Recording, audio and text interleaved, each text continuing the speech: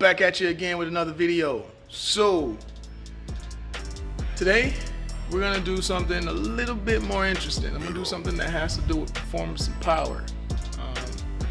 We're gonna increase the intake. Yup. Every time I look at the front of the bike and I see those red brake lines, oh man. Alright, so today, man, what we're gonna do, I've never done before, so guys, bear with me. I'm gonna take off the fuel tank because I need to get access to the intake. So hopefully nothing breaks. And also today I'm gonna take this off and explain to you that a friend of mine. Also today I'm gonna talk about the reason as to why you should not put a frame slider on the case. Had someone at one of the motorcycle meets tell me that this is the worst idea you can do to a bike.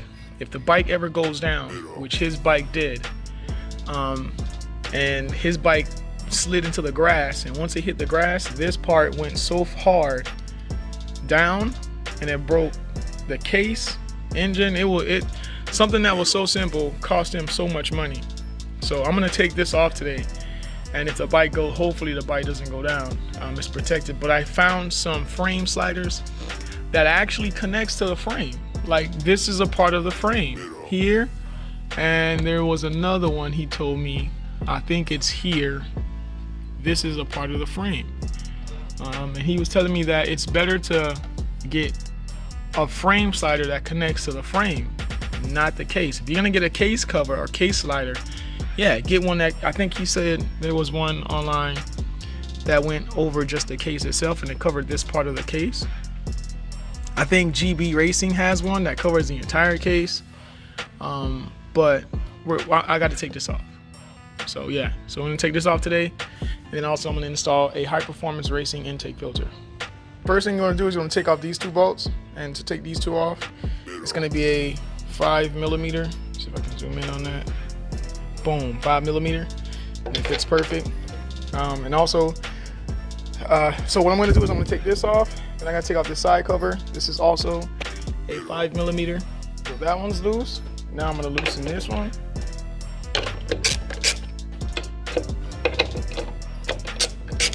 This one. This one. Then I don't need the wrench anymore. Take this all the way off. Now when you're taking these side ones off, take your time, man, because if you break this little clip right here, it doesn't look right. I've taken this off a couple of times and I got pretty close. So what I do is I just pull here, and it's like a little, like this part right here, you don't want to break either. And then when it gets to this part here, I just tilt back and then up, and it comes off. If you pull it straight, you can break that little clip. Just giving you a heads warning so you know. And again, every time I take something off, like if you look, I put my bolts back in so I don't lose where they go. Put that one back in. Same thing with this one.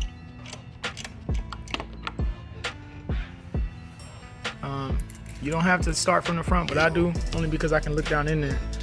And then when I pull it forward, I can see what I'm pulling. Second one is right, like if you look, you see it, it's, I don't know if I can show it, but it's like right there. It's like right there. So I know where to pull forward, and then when I get to about this part, I tilt up and out. So then this one is next. This top part, see it? It's where I can use my fingers. Take this off, and this goes straight up.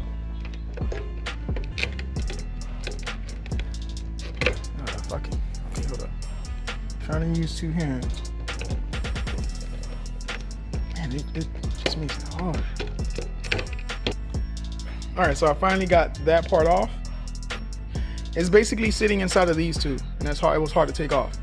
I lost this one, what I'm about to show you on this side. So basically what that is, it's a little like pin clip that you pop up and pull out. I lost it on the other side. It's basically this. It fell somewhere and I don't know where it fell to. So I just gave up looking for it. And then this slides up, slides out. Then this also goes on the ground. I put this clip back in so everybody knows where they go. And now my focus is to take this 10mm off, and then this one, the whole tank, is then gonna slide back. I don't take this part off yet because I want to take off the hoses and the oh my god, I don't know how much gas I have. Let me see. Hopefully not a full tank. Thank God. So I have 3 bars. It's easier to do it with an empty tank, but I mean, I went riding last night. All right, so let me pop the 10mm on. Let's take this one off. Let's not scratch the paint, buddy. This one.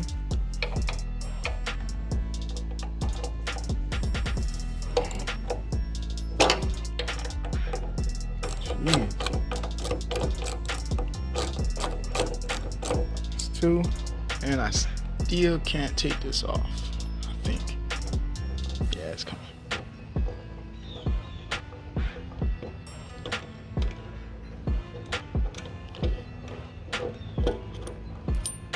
These I don't put back because I know exactly where these go. I mean, you can't mess this particular screw up, but get it, screw up.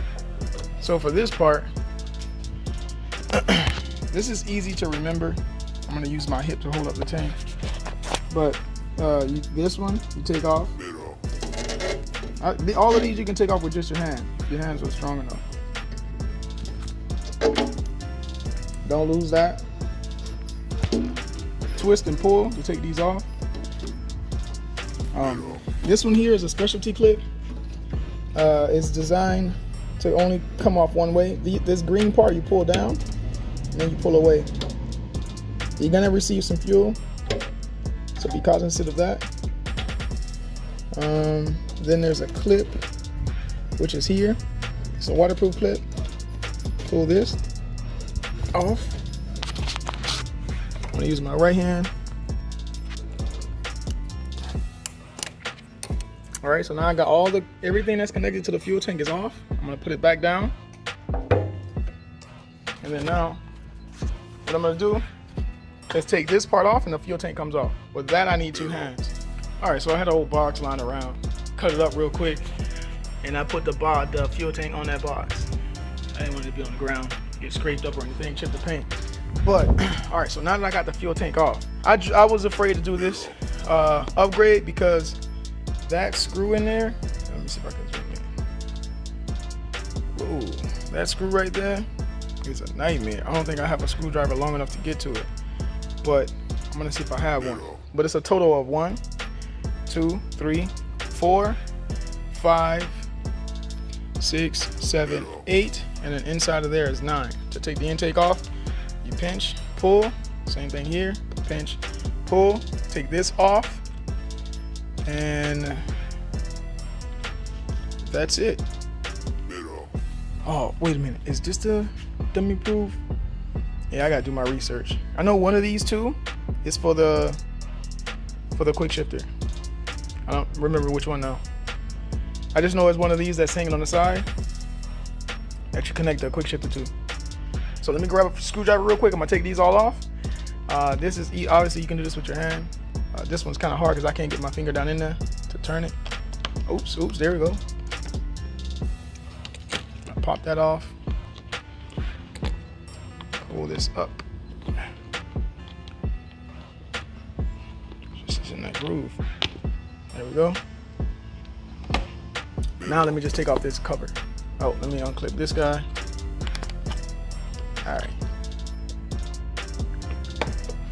All right. Lesson, I'm gonna teach you guys a little something, man. One thing that somebody taught me a long time ago is whenever you're taking off screws, you take it off to all the way to the point to where it's about to come off and stop. And then work on the other ones. And then when it's time to take it off, unless you have a magnetic tip screwdriver, just leave it in. And then when it's time to take it off, just take the rest off with your fingers and make sure you grab, or you have a magnet next to your fingers, and when you grab it and it comes all the way out, you just pull it up with the magnetic stick, or but don't take it all the way off. That's the key. Also, I'm doing this all the way wrong. I should have did this one first. Oh my God, it doesn't reach.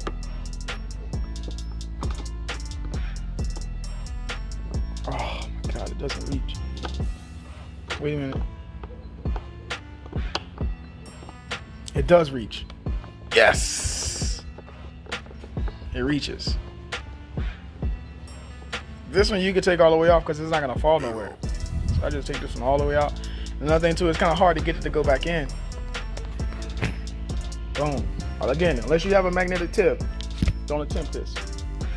All right, so that's 7, 8. I can't wait to see what the filter looks like. I'm gonna show you guys how many miles I have before I reveal the intake filter. All right, so let me show you how I do it. So what I would do is, I'll get it to this point, and I'll just use my fingers just to make sure it doesn't fall. And once I know I got it, then I move my hand. Because a lot of times it'll fall down in there, and you don't know where it fell because it doesn't hit the ground, and then you're in panic mode. But I'm gonna take off the rest with 2 hands. It's easier for me that way. All right, guys, so moment of truth. Let's pull this off. See what we got. Man, boy, look at that. Clean inside. All right, so let's take off the intake. It's only 2 screws. There's one here, and there's one here. All right, so let's take off the filter. Let's take a look.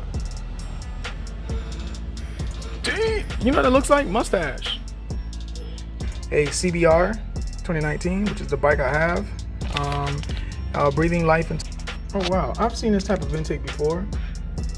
But basically, this is what it looks like on the bottom, if you ever decide to order it. So it looks like on the top. All right, so let me put this on the bike. So the way this goes on the bike is like this. Like that. Damn. Compared to this. And this is like a paper. Oh, it had that metal grit on the back. When you look at yours, you're gonna have that metal. I took it off, thinking it was gonna increase the airflow. So yeah. So now we're gonna go with that guy.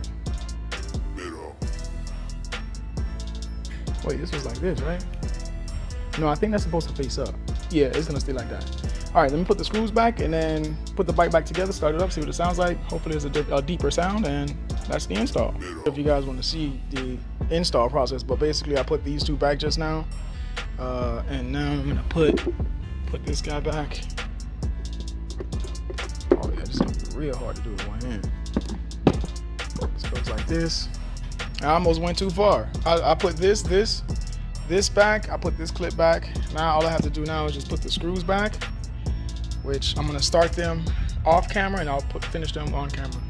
And man, that's how you change out an air filter on the Honda CBR650R. I'm pretty sure it's the same on all bikes, but if you have this bike and you're like, man, I want to upgrade my intake, this is the route you'll take.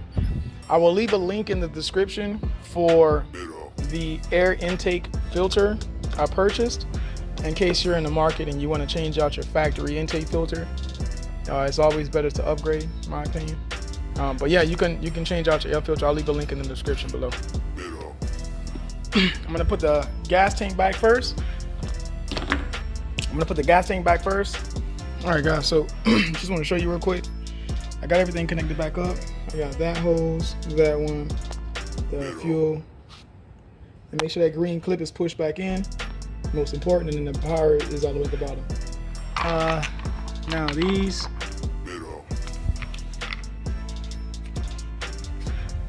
Again, I can't stress this part. Okay, so if you look, there's like this little hole right here that you slide this into, and then you bring it down.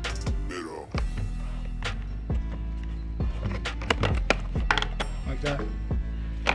And then once this is in place, then you gotta push this part in place. And then lastly, that's this little bolt. Starting to look like a bike again. All right, so I got this part back on. It's nice and sturdy. So now I'm just gonna put the seat back and then I'm gonna take the frame slider off. You know, I'm feeling kind of lazy today. I wanna go for a ride. I think I'm just gonna take off this part and leave this, and then eventually another day or another video, I'll take it off. All right, guys, so the bike gets to temperature. Let's give it a couple of revs to see if there's any sound difference.